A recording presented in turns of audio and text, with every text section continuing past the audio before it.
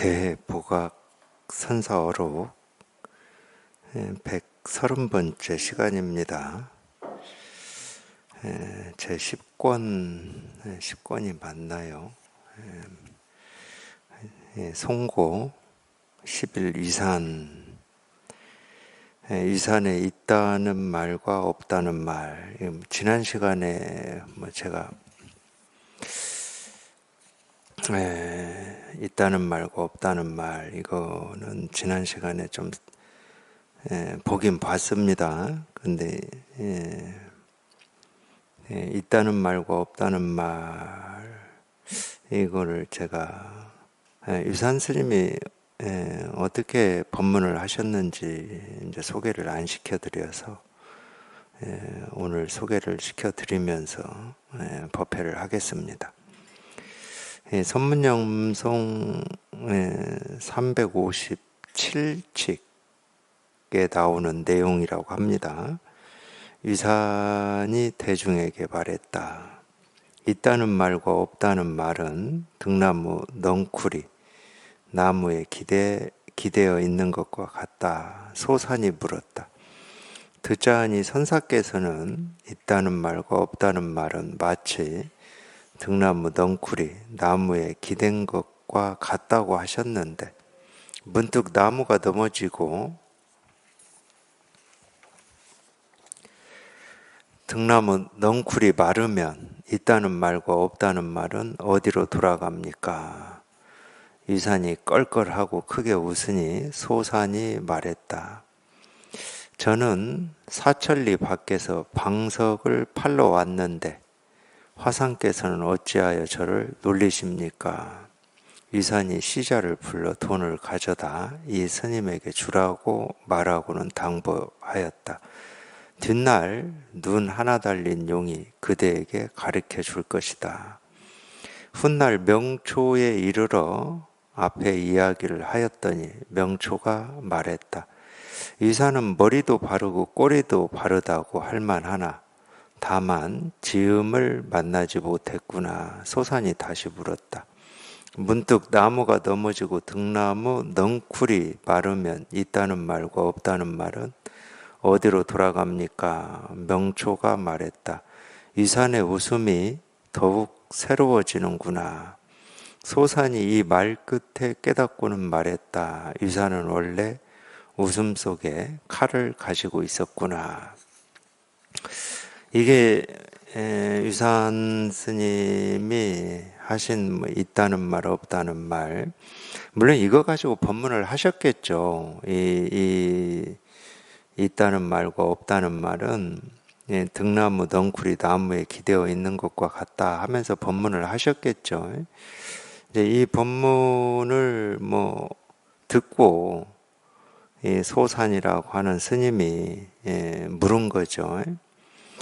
그러니까 있다는 말과 없다는 말이 등나무 넝쿨이 나무를 기대어 있는 것과 같다. 그것까지는 그렇다 쳐. 근데 나무가 넘어지고 등나무 넝쿨이 말라서 사라지면 있다는 말과 없다는 말은 어찌 됩니까? 이렇게 물은 거예요, 소산이.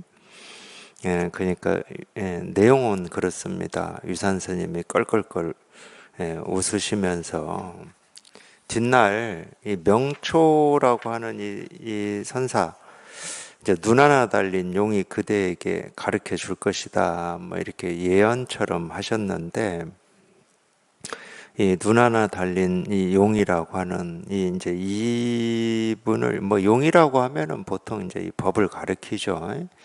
그러니까 이 법을 깨달은, 이 법을 펼치는 어떤 선지식을 얘기를 여기에서는 하고 있는 겁니다. 근데 눈 하나 달렸다고 그랬어요.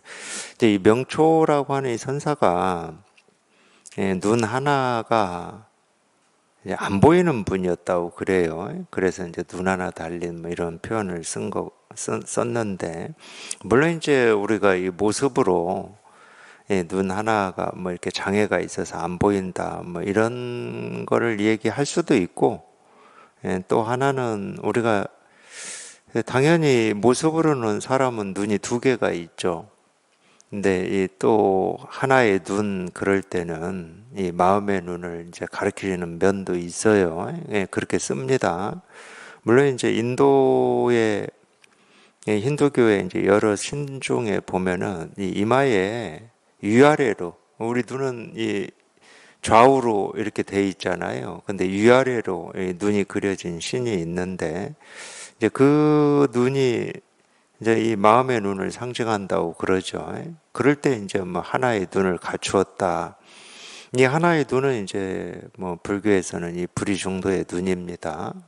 왜냐하면 이 불이다 중도다 하는 것은 이쪽 저쪽이 아니거든요. 두 개가 아니에요. 둘이 아니야. 뭐 불이라는 말 자체가 둘이 아니다. 이제 이런 뜻인데 그렇다고 하나냐?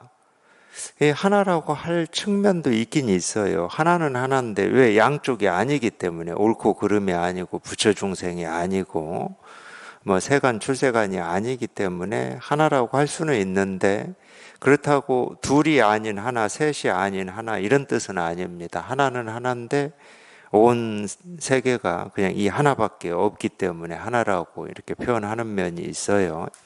그러니까 숫자의 하나는 아닙니다. 하나인데 온 우주에 가득하다 이렇게 얘기할 수가 있어요. 하나인데 조금 더 부족함이 없고 어떤 것보다 더 많다 이렇게 얘기할 수도 있고 크다 이렇게 얘기할 수도 있습니다. 그렇기 때문에 이 법을 얘기하고 있는 건데 그러니까 뒷날 눈 하나 달린 용이 그대에게 가르쳐 줄 것이다. 이제 이런 얘기를 물론 이제 가끔 보면 이 선어록에도 이런 예언 같은 뭐 경전에도 예언 같은 말이 나와요. 예를 들면은 이 연동 부처님 문화에서 이 석가모니 부처님이 이 전생에 수행자로 공부를 할 때 연동 부처가 너는 다음 생에 부처라는 이름으로 세상 사람들의 존경받는 이 부처로 태어날 것이다. 뭐 이런 걸 우리가 숙이라는 한자로 쓰는데 그런 것도 알고 보면 예언 같잖아요. 예언.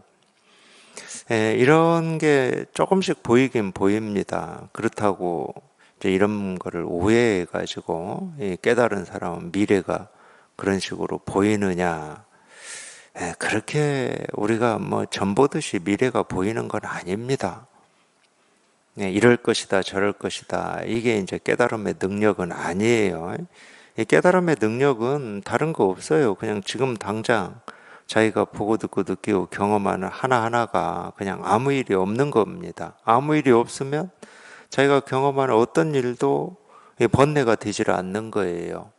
그냥 어떤 일도 번뇌가 되지 않는 거야. 그러니까 이제 자유롭고, 이 자유롭다는 말은 또 어떤 게 있냐면은 우리가 자기한테 어떤 일이 일어날지 모를 때, 알고 싶은데 모를 때는 당당할 수가 없습니다.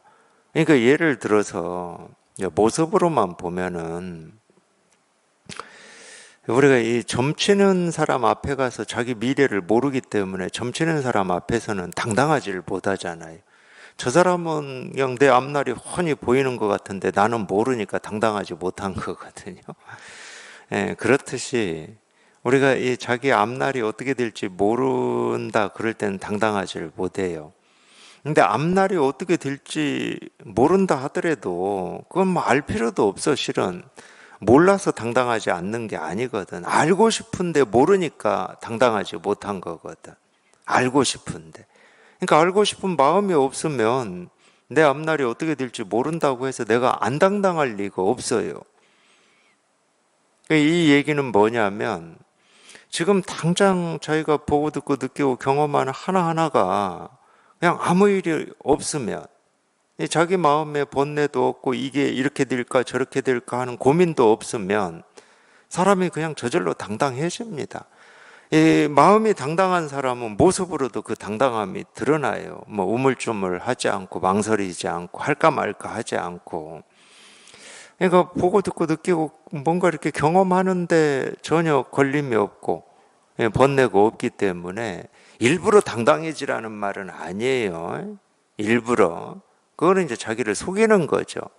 근데 어떤 때는 뭐 약간은 그럴 필요도 있어요. 세간의 삶에서는. 뭔가 미래에 대한 불투명 때문에 불안하고 두렵고 뭐 이런 마음으로 사는 거는 계속 삶을 소모하는 거잖아요. 그러니까 미래에 어떤 일이 다가올지라도 나는 헤쳐갈 거야 이러면서 불안과 두려움이라고 하는 거를 좀 이렇게 잠재우면서 살 필요도 어느 정도는 있겠죠, 세간은. 그거는 의도적으로 의식적으로 생각을 가지고 하는 겁니다. 그러니까 그런 마음을 먹을 때 조금 이렇게 당당한 것 같고, 또 그런 마음이 없을 때는 또 어떤 일이 닥치면은 좀 조급해지고 욕심도 나고 초조해지고 불안해지고 뭐 이럴 수 있겠죠.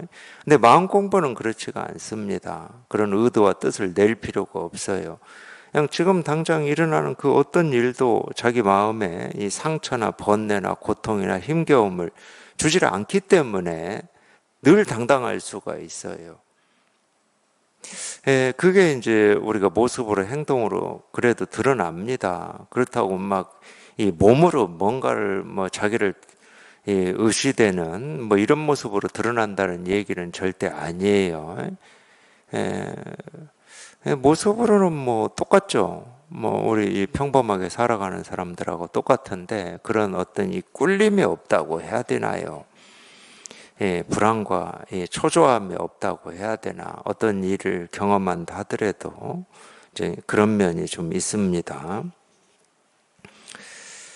근데 여기 소산, 그러니까 이제 이 내용이 보면은 이게 이렇게 분명하게 보이지 않은 입장에서 볼 때는 위산이 그냥 바로 가르쳐 주면 될 것이지 뭐 하려고 뒷날 눈 하나 달린 이 용이 그대에게 가르쳐 줄 것이다. 이렇게 얘기를 하고 그래서 어쩌지 해가지고 이 명초라는 눈 하나 달린 용이라고 얘기하는 이 명초라는 선사를 만났어요. 만나서 자기는 그게 진짜 궁금하니까 물어볼 거잖아요.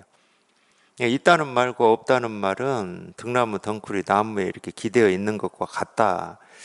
그거는 머리로 충분히 헤아려서 무슨 말인지 알 것 같아. 이렇게 서로 의지에 있다 이 말이잖아요. 오름과 그름도 서로 이렇게 의지에 있다. 이제 이런 말. 우리 연기법이라고 하는 이제 이게 연기법인데 실은 연기법이라고 하는 거를 말로 설명을 해보면 우리가 자기 생각으로 이해할 수 있는 측면이 많이 있습니다. 그러니까 예를 들어서 모든 일어나는 일들은 인연 따라서 일어난다. 그 인연이 어떤 인연인지는 몰라도 인연 따라서 일어난다 그러면 그렇지 모든 일이 인연 따라서 일어나지. 내가 이 세상에 태어난 것도 그냥 정말로 우리가 그걸 인연이라고밖에 얘기를 못하지 않습니까? 제 어머니 아버지가 그 생판 모르는 사람이 어떻게 그냥 뭐 누구 소개로든 어쨌든 뭐 선을 봤던 그래가지고 부부의 인연을 맺었고 그래가지고 제가 태어났는데 그러니까 뭐 우리가 충분히 그렇게 이해할 면이 있어요. 연기법을 말로 설명하면. 그러니까 제일 오해가 많은 이 개념 중에 하나가 이 연기입니다. 연기, 인연, 연기. 연기라고 하는 거는 이제 인연 생기라는 말이거든. 인연 생기의 줄임말이 연기예요. 인연 생기. 그러니까 인연이라고 하는 말이나 연기라고 하는 말이나 사실은 똑같은 말입니다. 그래서 우리가 많이 쓰는 말 중에 하나가 다 인연이지 뭐 이런 말을 많이 써요. 너와 내가 만난 것도 인연이고 뭐 이런 말을 많이 쓰잖아요. 세속에서도.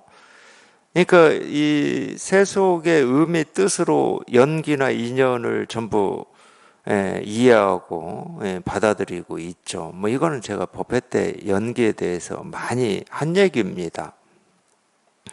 그러니까 그거는 그런 것 같긴 해요. 이 세상에 일어나는 모든 일은 서로 뭔가 이렇게 의지에 있어. 예를 들어서 있다는 말은 무슨 말이냐? 없지 않다는 말이거든. 없다는 말은 있지 않다는 말이거든. 그러니까 이 있다라는 말이 성립을 하려면은 없다라는 말이 반드시 있어야 되는 거예요. 없지 않다. 없다라는 말이 있으려면 반드시 있다라는 게 있어야 됩니다. 있지 않다 이런 식으로.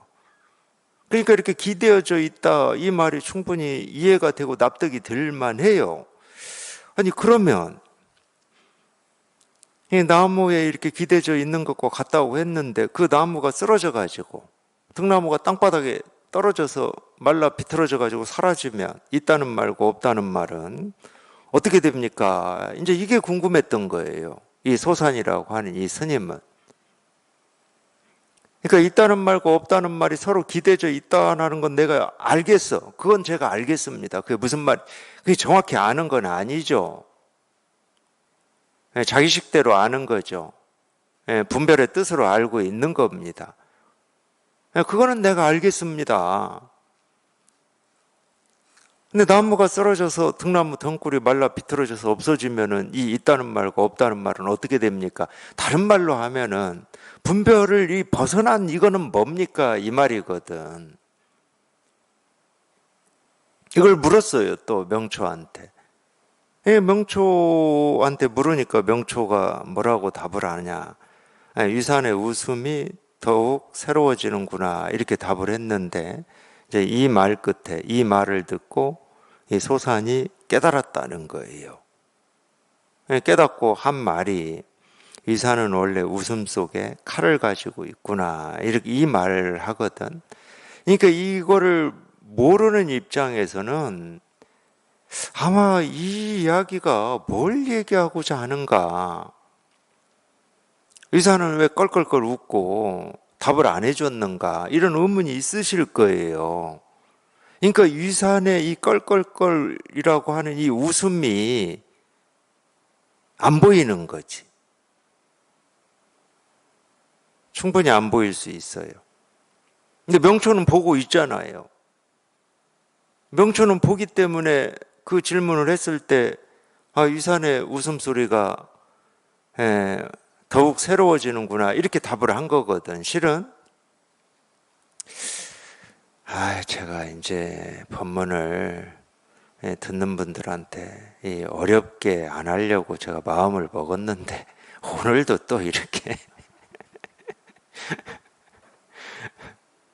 아니, 옛사람들의 이 가르침이 참 안 보이면 어려워요. 보이면 아무것도 아닌데. 그래도 안 보이니까 공부하는 거니까 어렵게 안 하고 좀 쉽게 좀 하려고 마음을 먹었는데 잘 안 되네요. 오늘도 실패했네요. 근데 이 소산이 내용은 그렇습니다. 이 소산이 그 명초에 유산의 웃음이 더욱 새로워지는구나. 이 말을 듣고 딱 깨닫고 나서 이 말을 듣고 깨닫고 나서 유산의 껄껄껄 하는 이 웃음의 진면목을 소산도 알아차려 버린 거예요. 내용이 그래요. 내용이. 그러니까 유산의 원래 그 웃음 속에는 칼을 가지고 있구나. 그냥 웃은 게 아니라는 거야. 그리고 우리가 흔히 얘기하는 그냥 법을 물었으니까 그냥 그 껄껄껄하는 웃음으로 이렇게 법을 드러낸 이 정도는 아니라는 거예요. 이 정도는. 물론 껄껄껄하는 게 뭐 당연히 법을 드러내고 있죠. 뭐 유산이 웃는다고 법이 안 드러나는 건 아닙니다. 소산이 웃어도 뭐 역시 법을 드러내고 있는 거는 뭐 매 마찬가지예요. 근데 이 소산이 깨닫고 나서 유산의 웃음에 대해서 한마디 하잖아요. 원래 유산의 웃음에는 웃음 속에는 이 칼이 있었구나. 칼이. 이 칼이라고 하는 것은 당연히 건강한 복음입니다.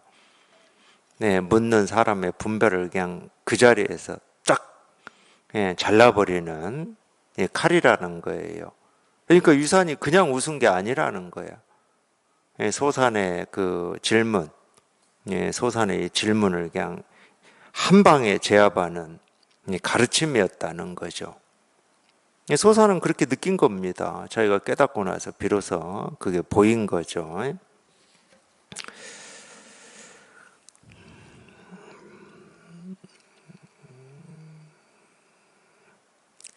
이 참고로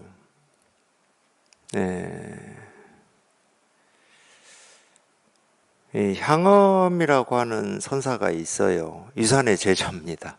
또 마침 유산의 제자네요. 저희가 지금 유산 스님에 있다는 말과 없다는 말을 하는데, 향엄도 참 이 깨닫는데 우여곡절이 많았던 이 스님 중에 한 분이잖아요.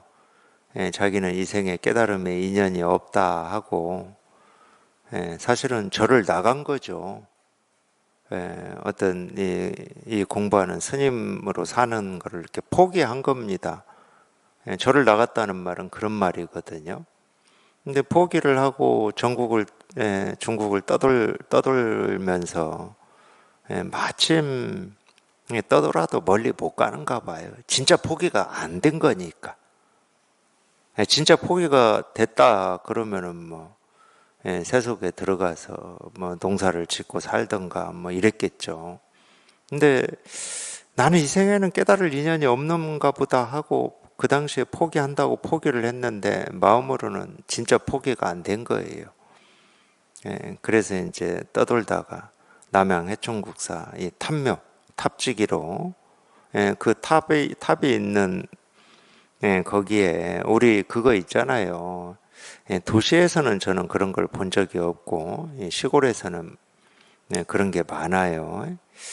그걸 뭐라고 그러죠? 우리 제가 평산 신씨인데 이 평산 신씨 뭐들 이렇게 사당이라고 해야 되나? 사당인가요? 그런 거 이렇게 지어놓고 그 관리하는 묘도 관리하는 관리인 거처할 그 옆에다가 집 사당에 비해서는 초라하지만 늘 그렇더라고요.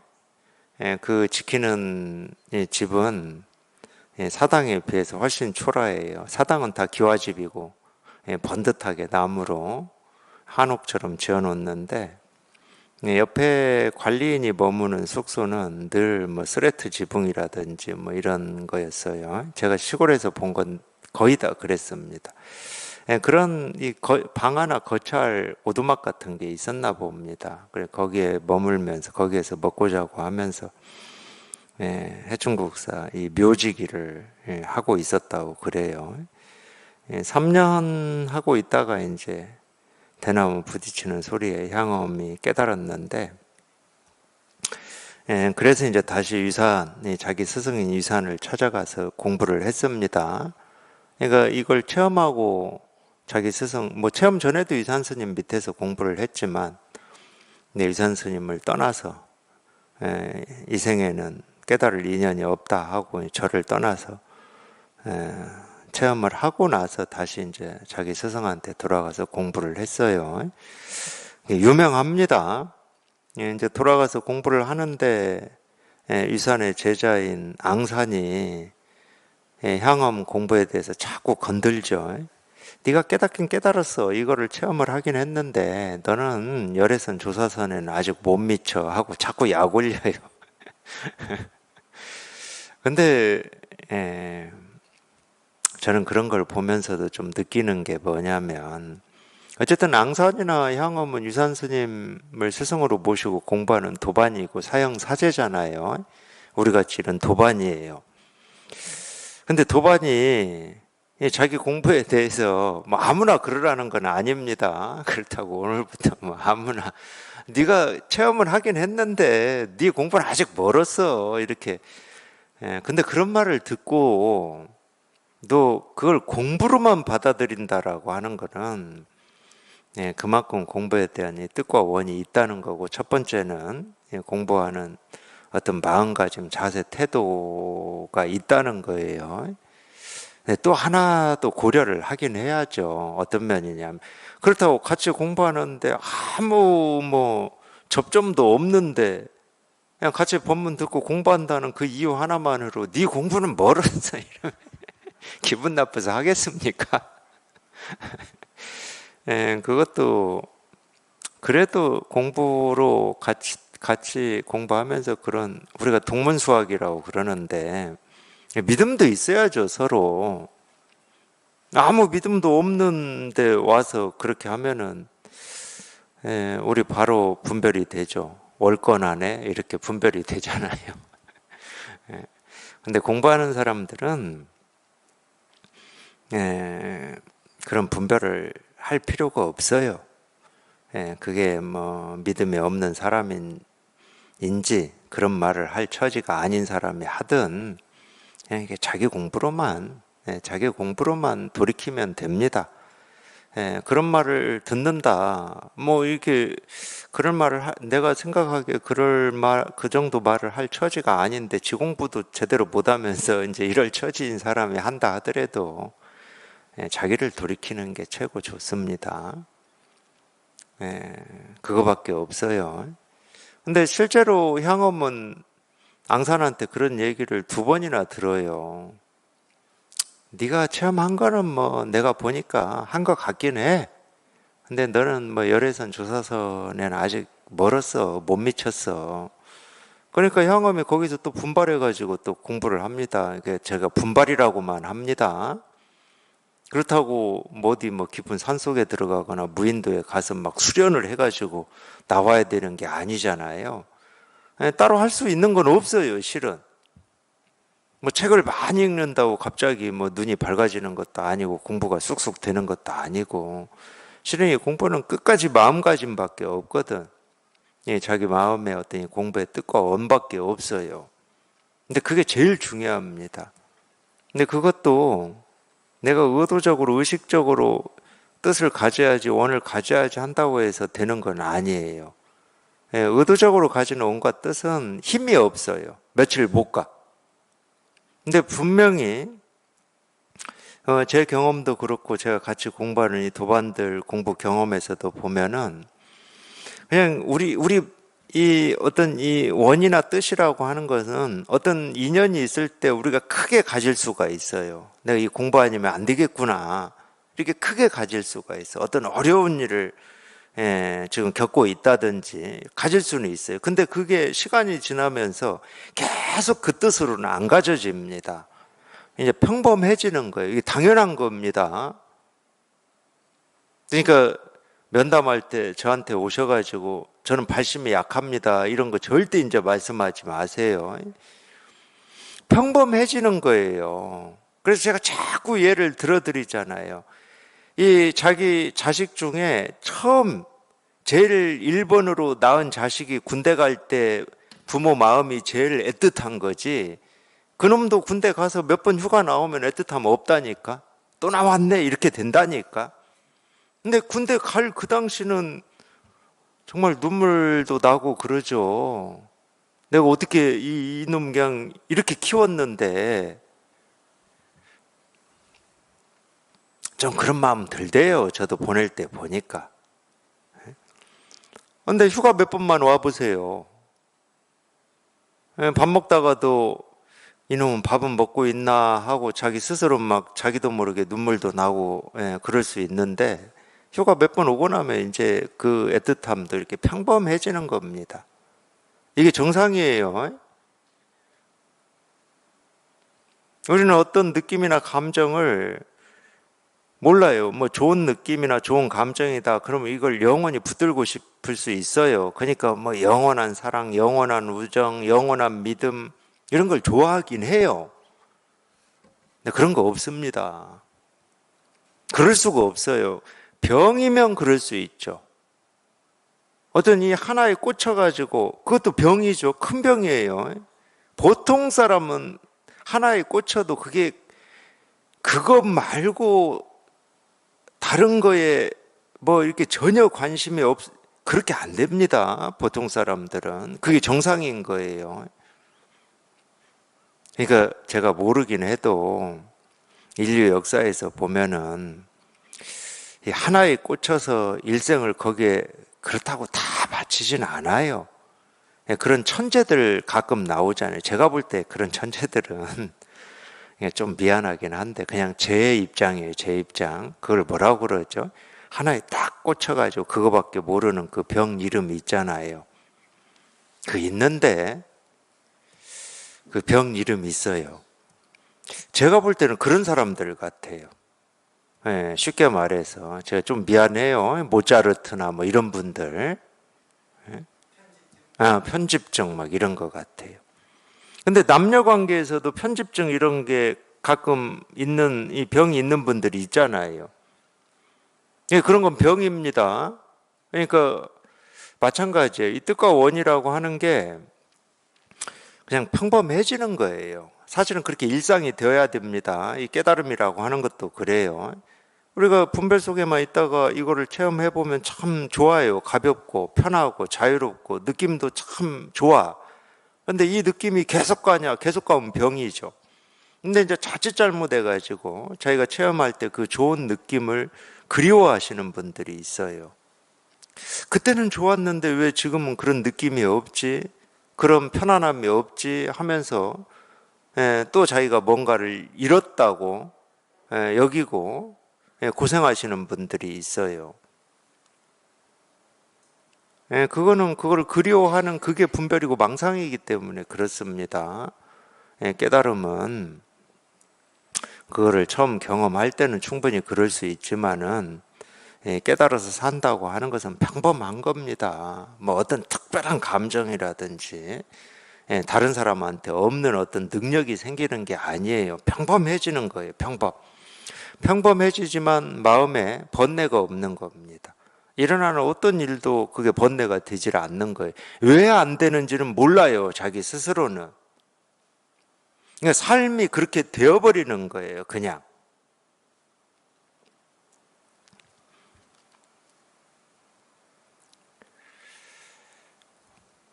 근데 이제 뭐 제가 공부한 경험으로나 같이 공부하는 이 도반들하고 공부하면서 제가 경험한 걸로 보면은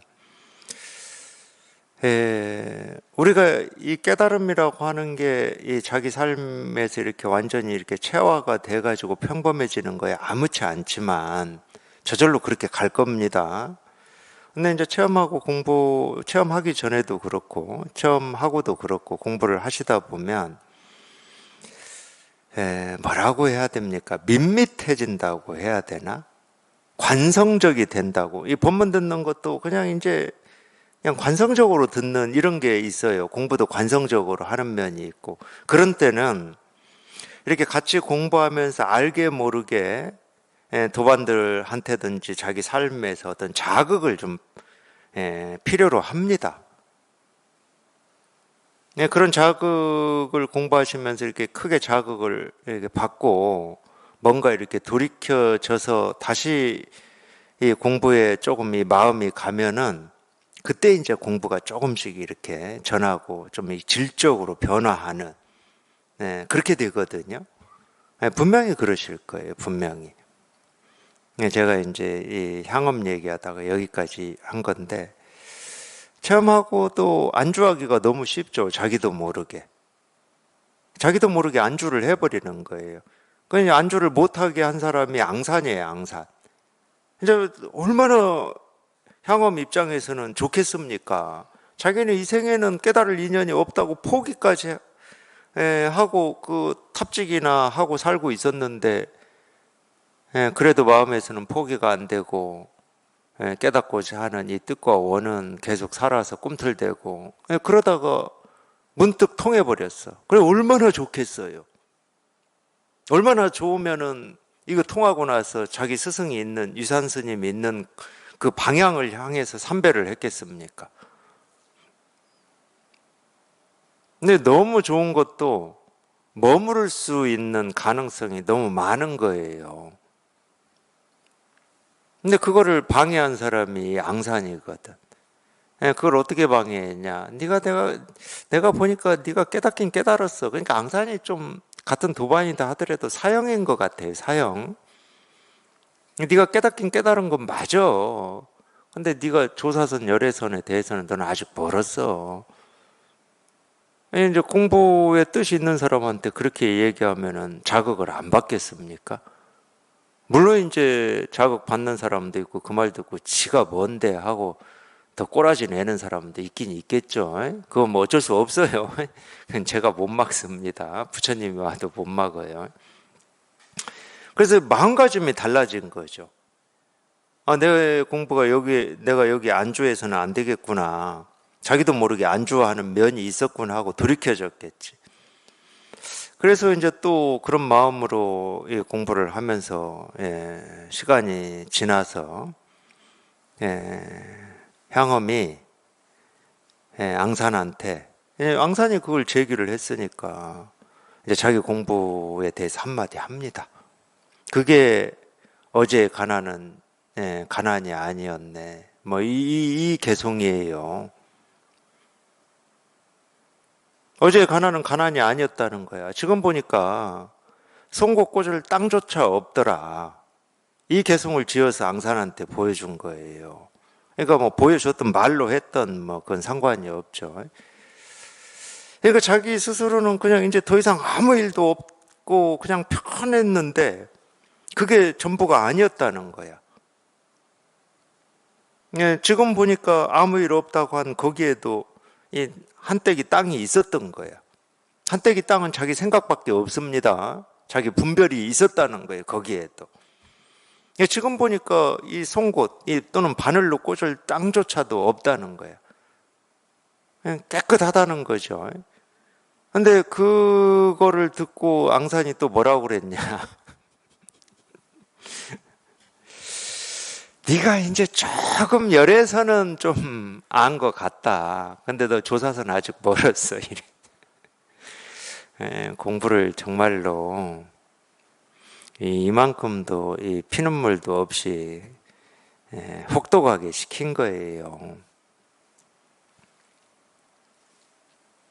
사실은 저희가 체험에서 공부를 해보면 이 향음이 도달했다는 송곳 꽂을 땅조차 없다. 이것도 저희가 공부해서 만만치 않은 경지입니다. 자기 스스로 정말로 뭐라고 할 게 아무것도 없고 뭐 이것도 체험했다고 다 보장되는 게 아니거든요.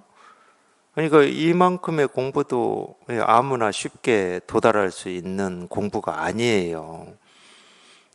그럼에도 뭐 눈 하나 깜짝하지 않고 야, 너 그것도 멀었어 아직. 너는 아직 이 조사선에는 발을 못 디뎠어. 그러니까 거기에도 또 못 머물겠어요. 근데 어쨌든 스스로 이제 공부를 해보시면 앙산이 뭐 가지고 그렇게 얘기를 하는지 또는 이 향엄의 이 부족함이 뭔지 이런 게 이제 자기 눈으로 보여야 되는 겁니다. 자기 눈으로 보일 때만 그게 보이는 거고 어쨌든 그 말 듣고 또 향엄은 거기에도 못 머물고 사실은 그 정도가 이렇게 보이려면은 우리가 흔히 얘기하는 이제 체험하고 나서 뭐 또 다른 체험, 뭐 흔히 얘기하는 뭐 두 번째, 세 번째 체험이라고 하는 그런 체험을 겪고 자기 공부가 질적으로 이렇게 변화가 돼야 그 정도가 보이는 거거든. 향엄 같은 게. 근데 또 마찬가지예요. 이제 그 정도가 보이면은 참 그러니까 결국은 나라고 하는 게 얼마큼 철저하게 조복이 되고 항복이 되느냐 이제 이 문제인데 그 정도가 보이면 또 자기도 모르게 내 공부라고 하는 게 이제 더 이상 없구나. 정말로 이 먼저 공부하신 이 부처님이나 조사 선사들의 안목이 이거구나. 이런 느낌이 온다니까.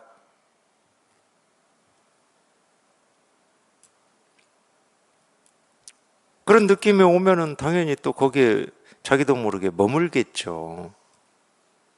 그런 느낌이 오면. 근데 그 느낌이라고 하는 걸 한번 보세요. 그 느낌이 온다고 하는 것은 그걸 느끼고 있는 내가 있다는 말이잖아요. 공부에 대해서 내가 있다는 말입니다. 참 이거를 알아보는 눈이 사실은 해안이거든, 해안. 지혜라고 하는 거거든요. 예, 자기가 직접 그 경지에 가보지 않은 사람은 그걸 알아볼 눈이 없죠. 그러니까 충분히 머물 수가 있어요. 예, 그건 이제 경험이니까 저도 이렇게 그냥 담백하게 다 얘기를 해드릴 수가 있는 겁니다. 그러니까 뭔가 이제 또 큰 체험이 한 번 있으면은 더 이상 없을 것 같은 이런 느낌이 있어요. 내 공부라고 하는 게, 뭐 이렇게 우뚝 섰다고 해야 되나? 이런 느낌이 좀 있습니다. 그러니까 자기도 모르게 공부를 가지고 자기를 내세워버리는 뭐 이런 경향이 있는 거죠.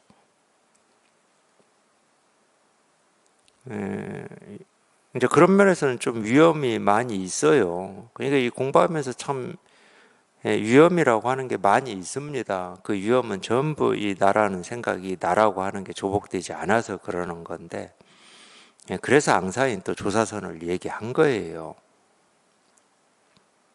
그러니까 너는 아직 조사선에는 열애선은 네가 좀 그래. 열애선은 네가 좀 이제 됐어. 근데 조사선에는 안 돼. 그래서 이제 또 향업이 거기에 머물질 못하고 또 뭐 마음가짐을 또 고쳐잡고 공부를 했겠죠. 그러고 나서 또 향엄이 자기 공부를 개송으로 앙산한테 보여주는 개송이 있어요. 나한테 그 내용이 이런 거예요. 옛 깃털이 하나 있어. 나한테 옛 깃털이 있어. 근데 이 깃털을 눈을 깜박여서 보여준다. 뭐 이런 내용이에요. 그래도 못 알아들으면은 시자야 하고 부르겠다. 뭐 이런 개송이에요. 이런 개송. 그 개송을 듣고 앙산이 비로소 긍정을 했습니다. 그 개송을 듣고. 물론 이제 이것도 저도 아마 체험하고 제가 뭐 대법어나 이런 데서 읽었을 건데, 대법어에서 처음 읽으면서는 이거 이 향엄이 깨진 기와 조각 던져서 이 대나무 부딪히는 딱 소리에 깨닫고도 개송을 지었거든요. 이 대나무 부딪히는 한 소리에 아는 게 그냥 모두 다 사라졌다. 뭐 이런 내용의 개송을 지었어요. 그러니까 이 향엄의 개송이 세 개가 있잖아요. 이 세 개가 다 역사가 있잖아요. 하나는 처음 깨달았을 때 지었다고 그러고, 두 번째는 앙산이 약 올려가지고 지었다고 하는 거고, 세 번째는 너는 열애선은 됐는데 조사선은 안 됐어 하고 한 번 더 약 올려서 지었다는 이 역사가 있어요. 근데 제 눈에는 세 개송에 차이가 없는 거예요. 처음에 봤을 때, 제가 체험하고 봤을 때, 아니 아무 차이가 없는데 뭐 이거는 아직 열애선 조사선을 모른다고 그러고, 또 이제 두 번째 거는 열애선은 됐는데 조사선은 모른다고 그러고, 세 번째 거는 그래 이제 그래 됐어. 제 눈에는 새 개송에 차이가 없어. 근데 그걸 소개한 거기에서는 그렇게 나오니까 도대체 이게 뭔 차이가 있는 거야 하고 그냥 막 차이가 어떤 차이 있는지를 눈에 불을 켜고 막 찾아내려고 했었거든요. 그러니까 향엄의 이 개송 세계에도 제가 체험하고 공부할 때 저한테 영향을 좀 많이 준 가르침이에요. 근데 체험하고 뭐 처음에는 불을 켜고 찾아내려고 했지만은 그 불을 켜고 찾아낸 게 맞겠습니까? 하나라도? 아, 이런 차이가 있구나 하는 게 맞겠냐고. 하나도 안 맞아요. 그건 자기가 찾아낸 거기 때문에 애를 써가지고. 자기가 찾아낸다는 말은 생각을 가지고 찾아낸다는 말이거든.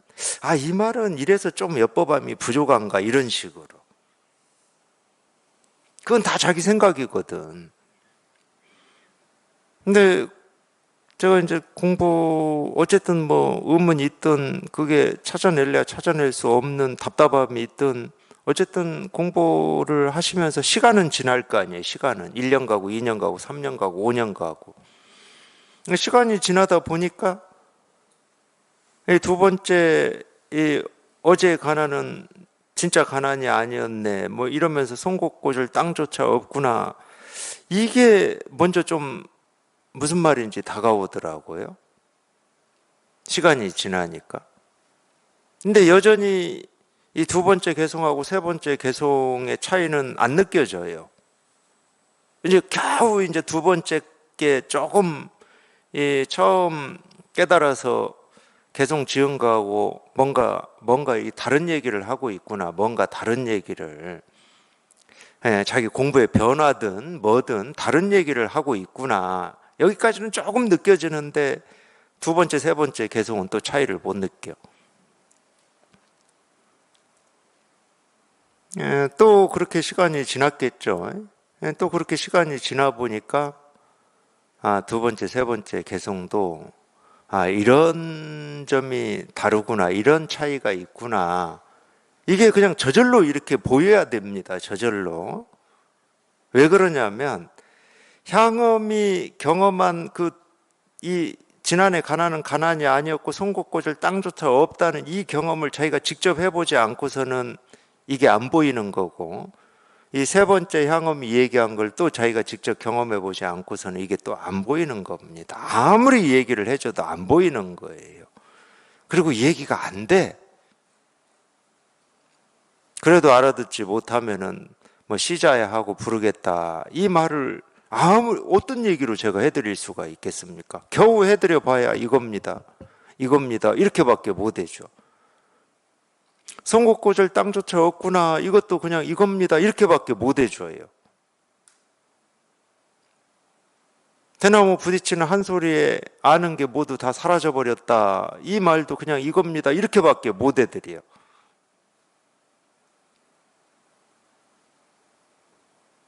그게 말로 설명이 되는 게 아니더라는 거야. 저희가 직접 경험하고 겪어봐야 똑같이 향음하고 똑같이 저희가 공부를 하신다 그러면 공부가 그렇게 진행이 되실 거거든. 그 경험으로 진행이 되실 거예요. 향음만 그 길로 가는 게 아닙니다. 이 공부를 하시는 모든 분들은 이걸 체험하고 공부를 하신다 그러면 향음이 경험한 그거를 똑같이 경험해요. 똑같이. 그럴 수밖에 없는 거예요. 왜? 이 길은 한 길밖에 없거든.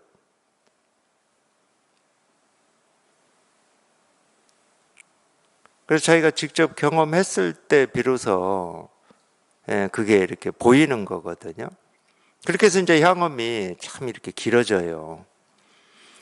이제 법을 펼치러 세상에 나왔어요. 향음이 유산문화에서 그렇게 공부를 하셔가지고 이제 그 정도 됐으니까 이제 법을 펼치는 거죠.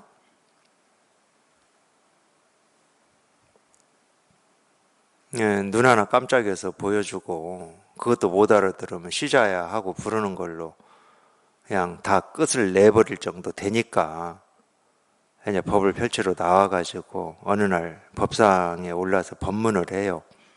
그 법문이 또 유명하잖아요. 어떤 사람이 절벽에 이렇게 자라고 있는 이 나무 매달려 있는데 그것도 손도 묶이고 발도 묶여가지고 겨우 입으로 가지를 물고 나뭇가지를 물고 떨어져 죽지 않으려고 그렇게 매달려 있다는 거예요. 근데 그 절벽 밑으로 지나가던 어떤 스님이 도가 뭡니까 하고 묻는다. 근데 여기서 답을 하면은 떨어져 죽을 것이고 답을 안 하면은 이 도가 뭡니까 라고 이 물음에 맞지가 않다. 그러니까 답을 해도 맞지가 않고 답을 안 해도 맞지가 않다. 이럴 때 어찌하겠느냐. 이렇게 이제 법상에 앉아서 모인 스님들한테 법문을 해요. 너라면 이런 때 어떻게 하겠느냐 이렇게.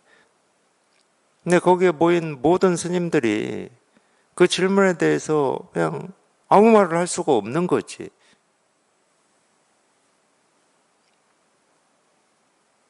자기가 생각해도 그렇잖아.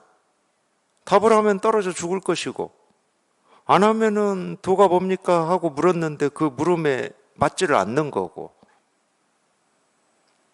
물론 뭐 생각하기에 따라서 뭐 밑에 지나가면서 도가 뭐냐고 묻든 말든 내가 지금 거기에 답할 처지가 아니고 나는 지금 나뭇가지 입으로 물고라도 살고 있어야 돼. 뭐 이렇게 생각하신다면은 뭐 어긋났다 안 어긋났다 할 수는 없지만은, 근데 그렇게 생각하신다 하더라도 지가 입으로 가지를 물고 있어 봐야 한 시간 물고 있겠습니까? 힘 빠져가지고 저절로 떨어져 죽을 겁니다.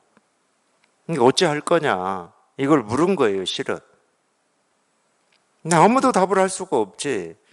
근데 그 대중 속에 호도라고 하는 법명을 가진 이 상자가 있었나 봐요. 향엄의 제자겠죠. 그 상자가 나와서 향엄 스님한테 답을 합니다. 근데 그 답을 어떻게 하냐? 스님, 그 스님이 나무 위에 올라가서 지금 가지를 물고 손발이 묶여가지고 그냥 살라고 아등바등 이러고 있는 거에 대해서는 제가 묻지 않겠습니다. 근데 나무 위에 올라가기 전에 일을 말씀해 주십시오. 이렇게 답을 해요. 답입니다, 그게. 형식은 의문문, 향엄 스님한테 물은 걸로 돼 있잖아요. 나무 위에 올라가기 전에 일을 말씀해 주십시오. 이랬어요. 그러니까 향엄이 그 말을 듣고 껄껄껄 웃고 법회 딱 끝내고 그냥 방장실로 가버립니다. 향엄의 그 껄껄껄 하는 그 웃음과 지금 유산의 이 껄껄껄 웃음이 똑같아요, 실은. 웃음 소리가 똑같다는 말 아니죠, 제 이야기가. 똑같아요. 향엄의 그 껄껄껄 웃음에도 유산의 껄껄껄 웃음에 이 숨겨져 있는 이 칼이 똑같은 칼이 있어요. 똑같은 칼이.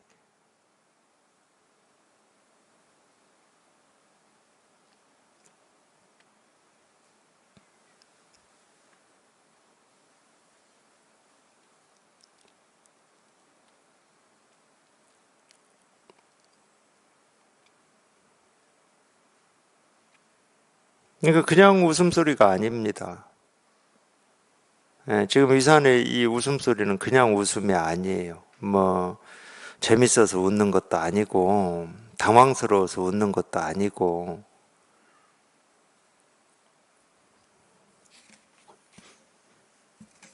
그러니까 이게 보여야 지금 이 명초를 찾아가서 또 소산 스님이 똑같이 물었을 때 명초의 이 답, 유산의 웃음이 오늘 더욱 새로워지는구나, 이 답이 왜 이렇게 얘기를 하고 계시는지 이게 보이는 거예요. 마찬가지죠. 그리고 이 말 듣고 깨달아서 유산은 원래 웃음 속에 칼을 가지고 있구나, 이 소산이 이렇게 얘기했다고 지금 나오는데 이것도 그래야 보여요. 그 웃음 속에 있다고 하는 이 칼이 보여, 이 칼이.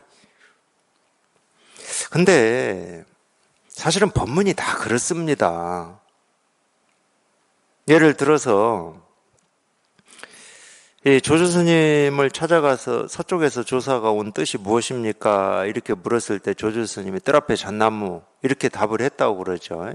그 잣나무는 우리가 알고 있는 잣나무가 아니에요. 그거는 뭐 수도 없이 제가 얘기를 했고, 이 선을 공부하신다 그러면은 뭐 다 그 정도는 이미 상식적으로 견해로도 알고 계실 거예요. 우리가 알고 있는 그 잣나무를 얘기한 게 아니다. 사물을 얘기한 게 아니다. 그럼 그 잣나무는 뭔 잣나무냐? 지금 위산의 껄껄거리라고 하는 그 웃음 속에 있다고 하는 이 칼이거든, 그게. 이 칼이에요, 이 칼.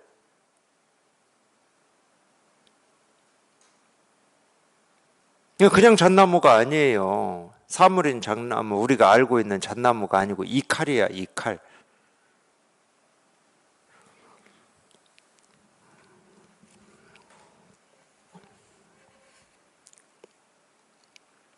근데 이 점은 있어요.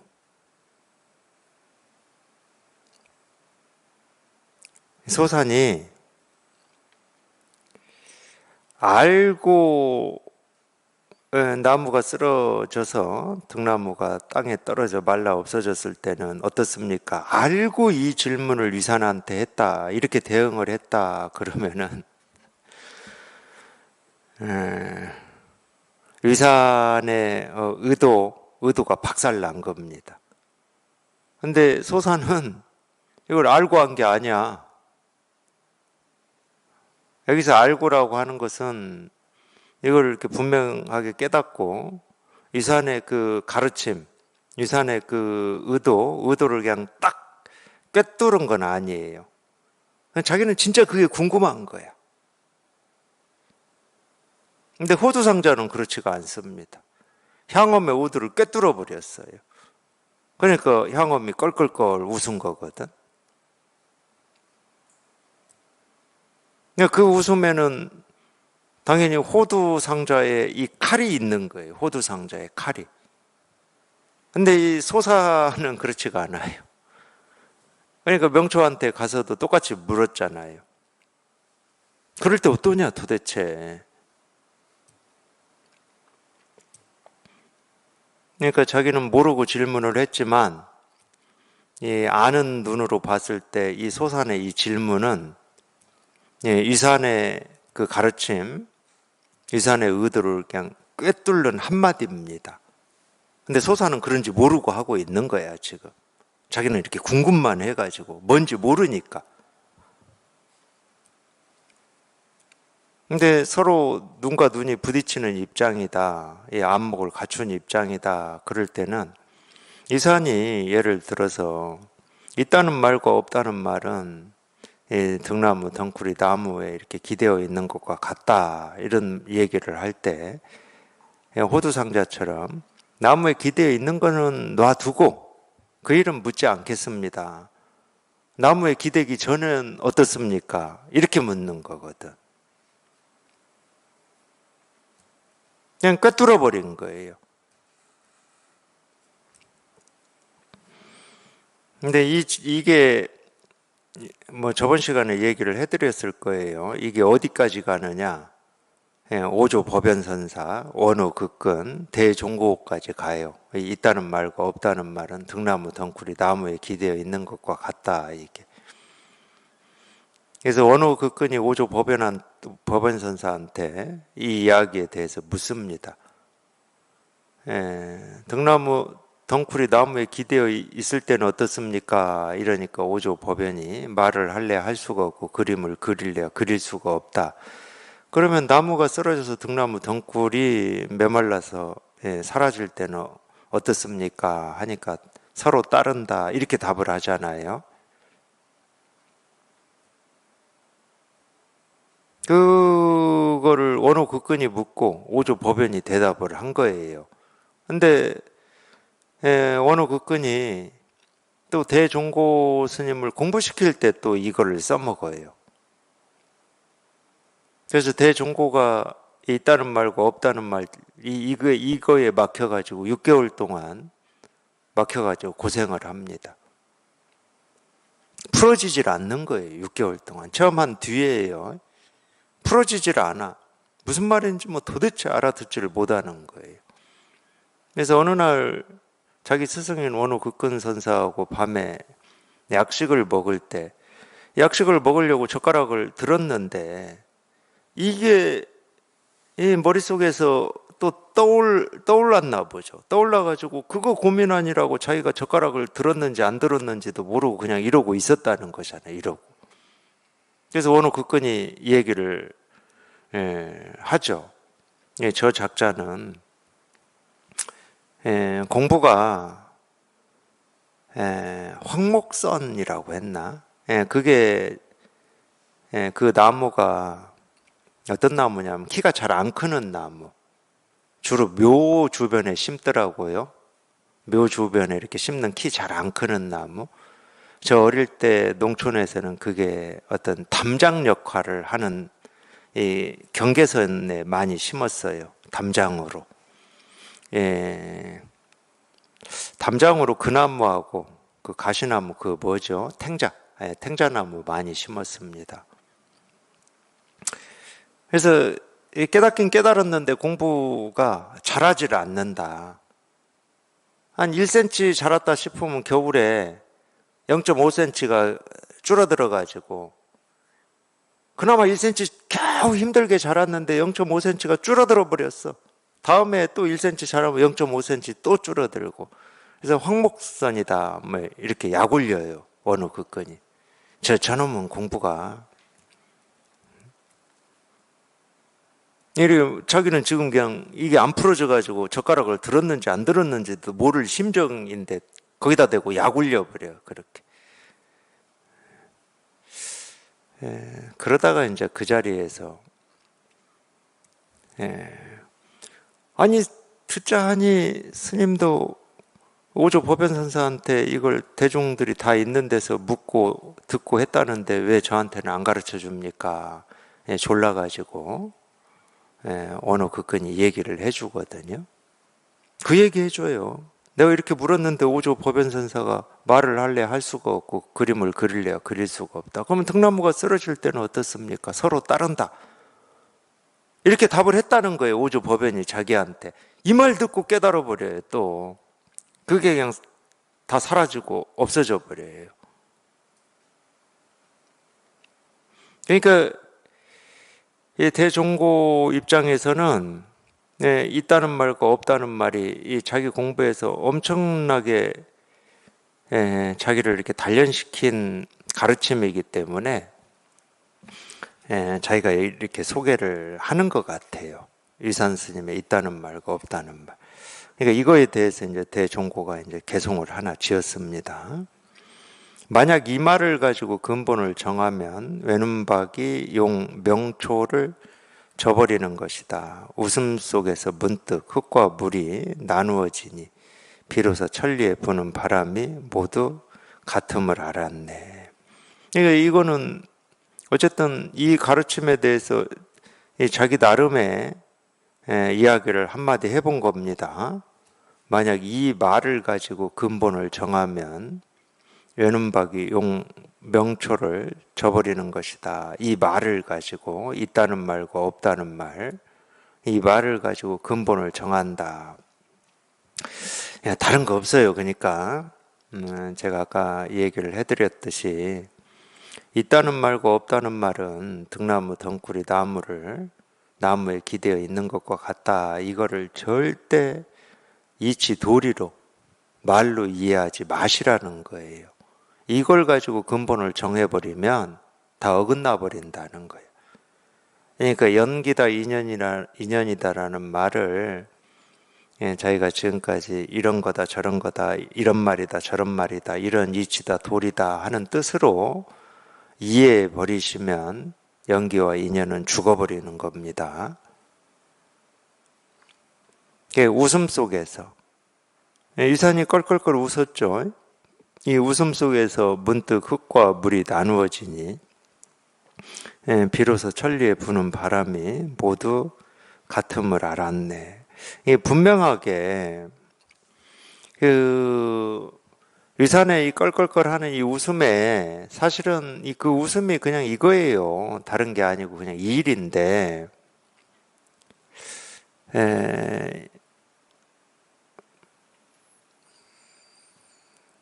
그렇다고 우리가 그냥 깔깔깔 웃든지 아야 하든지 그냥 전부 이 일이구나 하고 또 생각으로 이걸 이 일이다라고 억지로 돌린다고 해서 해결이 되는 게 아니잖아요. 그냥 다 이 일이지 한다고 해서 되는 건 아니잖아. 그럴 때는 이 일이지 하는 이 일이라고 하는 걸 자기가 붙들고 있는 거예요.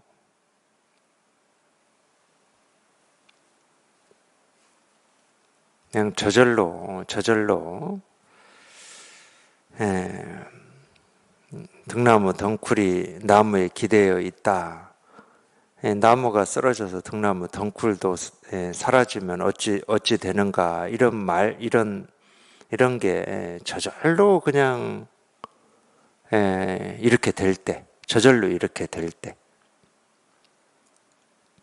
도가 뭡니까? 이 물음인데, 부처가 뭡니까? 이 물음인데, 이렇게 될 때라는 말은 도라고 할 것도 없고, 부처라고 할 것도 없고, 이거라고 할 것도 없고, 그냥 뭐라고 할 게 아무것도 없는, 뭐라고 할 게 아무것도 없는.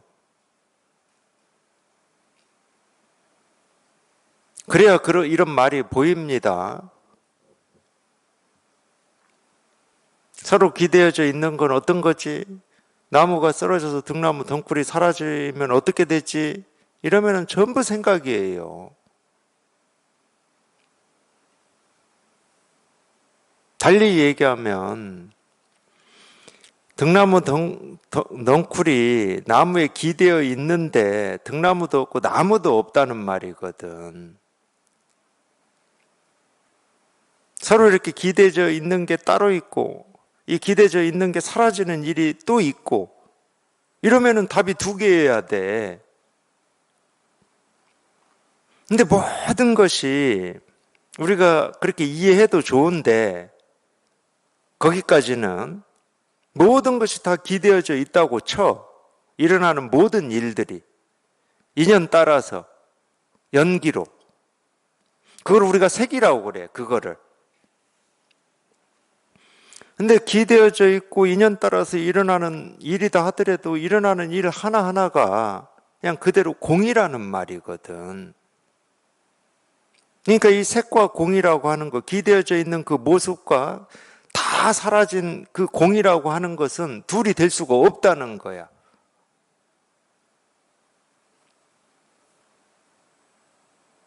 이 질문은 두 개인 것 같지만 사실은 하나예요.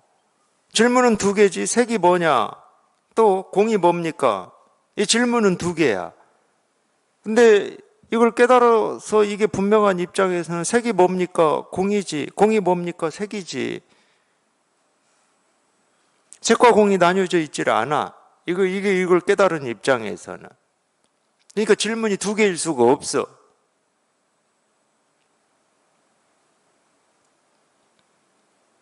분별하는 입장에서는 질문이 두 개죠. 두 개의 질문이니까 답도 두 개여야 되는 거지. 분별하는 입장에서는. 근데 이걸 깨달아서 이게 분명한 입장에서는 질문은 두 개지만 그냥 똑같은 걸 묻고 있는 거예요. 똑같은 걸 묻고 있어. 근데 알고 보면 묻는 그게 답이야. 묻는 그 물음이 답이야. 근데 자기만 질문이라고 착각하고 있는 거예요. 그래야 비로소 천리에 부는 바람이 모두 같음을 알았네. 이 말이 소화가 되는 겁니다. 질문과 답이 똑같아. 질문과 답이. 그냥 일이어야 돼요. 일.